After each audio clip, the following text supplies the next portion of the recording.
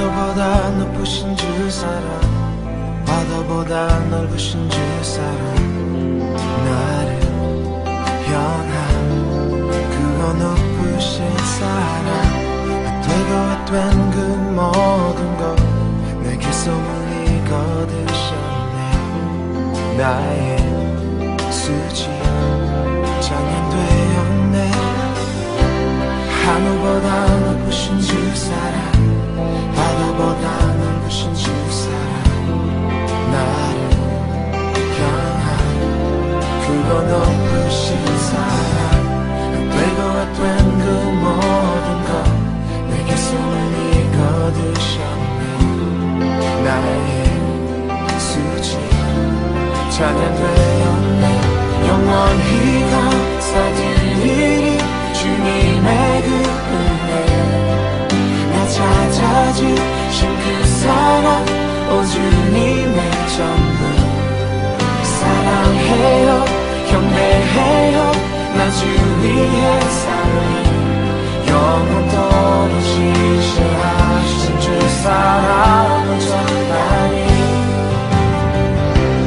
하늘보다 높으신 주 사랑, 바다보다 넓으신 주 사랑, 나를 향한 그거 높으신 사랑, 되고 안 된 그 모든 것 내게 소문이 거두셨네. 나의 수지 찬양되었네. 영원히 감사드리리 주님의 그 은혜, 나 찾아주신 그 사랑, 오 주님의 전부. 사랑해요, 경배해요, 나 주 위에 살리. 영원토록 지시하신 주 사랑을 전하니.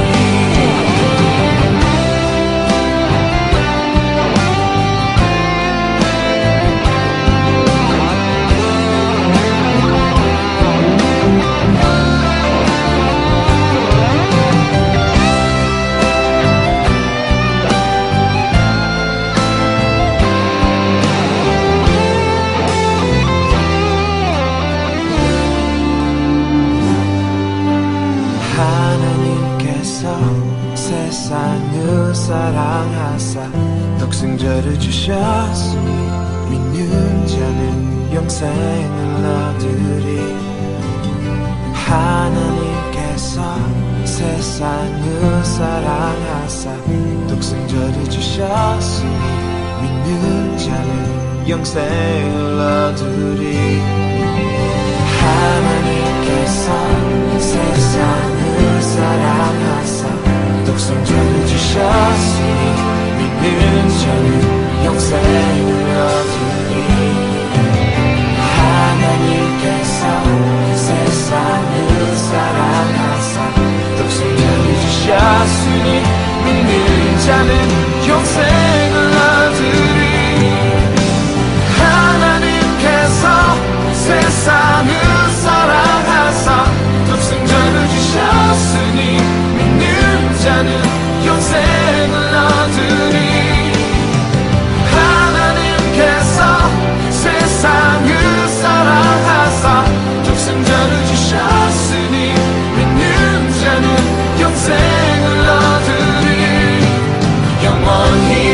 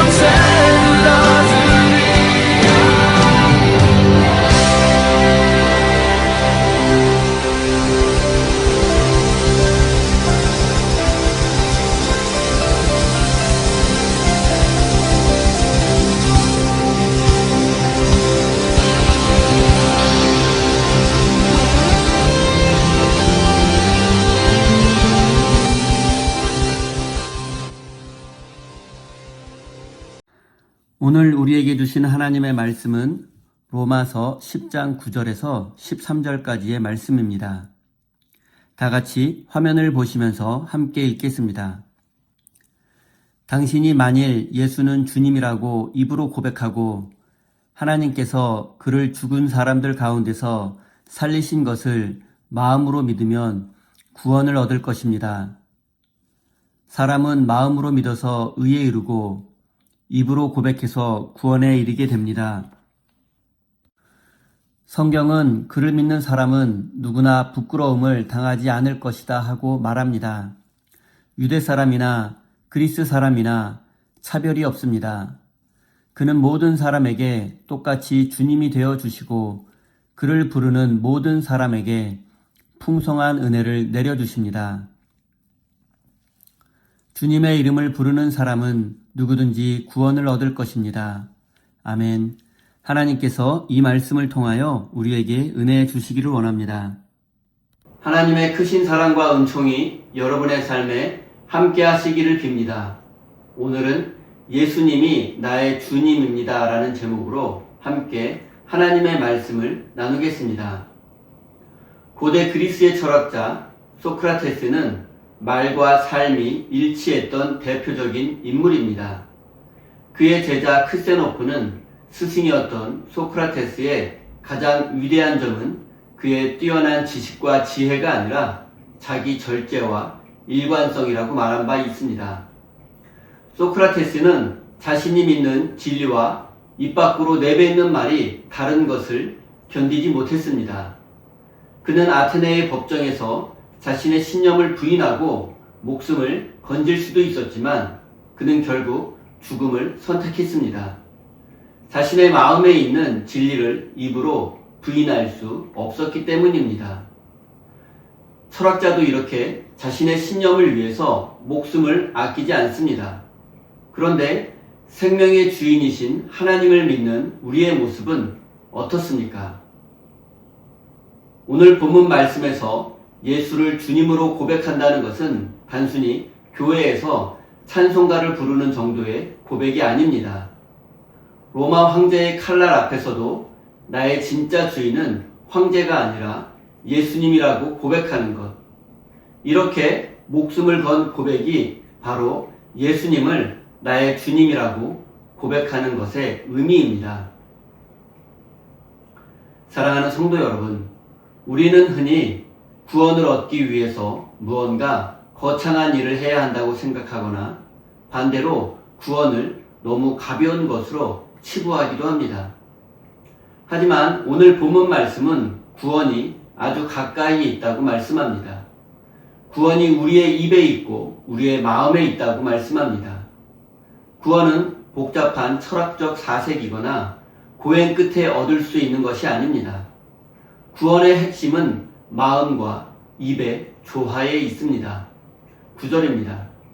당신이 만일 예수는 주님이라고 입으로 고백하고 하나님께서 그를 죽은 사람들 가운데서 살리신 것을 마음으로 믿으면 구원을 얻을 것입니다. 하나님께서 예수 그리스도를 죽은 자들 가운데에서 살리신 것을 믿는 것, 이것이 믿음이고 부활 신앙입니다. 죽음을 이기신 생명의 능력이 내 안에 있음을 받아들이는 것이 믿음입니다. 10절입니다. 사람이 마음으로 믿어서 의에 이르고 입으로 고백해서 구원에 이르게 됩니다. 우리의 믿음은 반드시 입 밖으로 고백되어져야 합니다. 우리의 믿음이 우리 안에만 머물러 있어서는 안 됩니다. 반드시 우리의 믿음은 다른 사람들이 알도록 고백되어져야 합니다. 예수님이 그리스도이시며 구원자이시며 내 삶의 주님이시다라는 고백은 단순한 문제가 아닙니다. 당시 상황에 비추어 보면 이 고백은 로마 제국과 황제를 향해 반역을 선포하는 것과 같습니다. 초기 기독교인들은 황제 숭배를 강요받았습니다. 그리고 실제로 로마 제국의 시민들은 황제를 주님이라고 믿고 고백했습니다. 그리스 로마 문명권은 여러 신들을 섬기는 다신교 사회였기 때문에 황제를 신으로 숭배하는 것은 제국의 시민들에게 어려운 문제가 아니었습니다. 여러 신들을 섬기고 있었는데 거기에 신 하나를 더 추가하는 것이었습니다. 하지만 기독교인에게 로마 황제를 숭배하라는 명령은 따를 수 없는 것이었습니다. 왜냐하면 그들은 오직 예수 그리스도만이 자신들의 주님이라고 믿었기 때문입니다. 예수님 외에 주님이 없고 예수님 외에 구원자가 없다고 믿었기 때문입니다. 이런 현실 속에서 예수님만이 나의 주님이시며 구원자라고 고백하는 것은 로마 제국에 대한 반역으로 처벌받을 수도 있었습니다.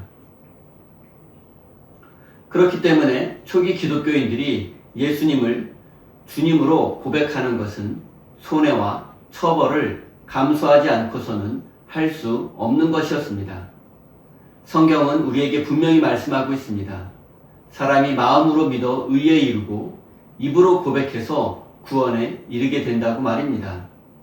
그리고 이 고백은 우리 삶을 지켜주는 힘이 됩니다. 11절입니다.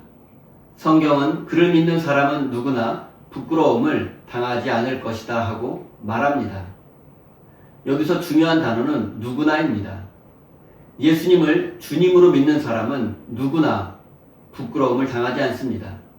유대인이나 헬라인이나 차별이 없습니다. 신분과 계급의 차이도 아무런 영향을 끼치지 않습니다. 예수 그리스도 안에서 모든 차별의 장벽이 무너졌기 때문입니다. 13절입니다. 주님의 이름을 부르는 사람은 누구든지 구원을 얻을 것입니다. 주님의 이름을 부르는 것은 인생의 위기와 어려움 속에서 주님을 찾고 의지하는 것을 의미합니다. 또한 예수님을 나의 주님으로 고백하는 의미도 있습니다.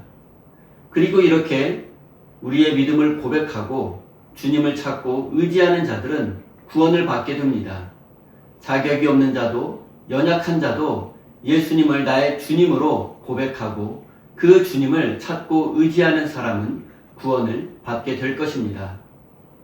사랑하는 성도 여러분, 하나님은 우리에게 강요하지 않습니다. 로봇처럼 우리를 조종하여 믿으라고 강요하지 않습니다. 그리고 예수님을 주님이라고 고백하는 사람에게는 그 믿음의 고백에 책임있게 행동하기를 원하십니다. 우리가 입으로 주님을 부르고 또 주여라고 외치는 것은 결코 가벼운 일이 아닙니다. 우리가 입으로 예수님을 나의 주님이라고 고백하면서 실제 생활 속에서는 이 고백과 동떨어진 삶을 살아간다면 우리의 고백은 거짓일 수밖에 없습니다. 예수님을 주님이라고 고백하는 사람은 반드시 예수님을 마음속에 모시고 예수님이 가신 길을 따라가야 합니다. 그래야만 하나님이 우리의 고백을 참된 것으로 인정해 주실 것입니다. 사랑하는 우리 세임교회 성도 여러분, 여러분의 믿음의 고백이 입술에만 머물지 않고 삶으로 이어져서 하나님께 영광 돌리는 참된 믿음의 사람이 되시기를 예수님의 이름으로 축원드립니다.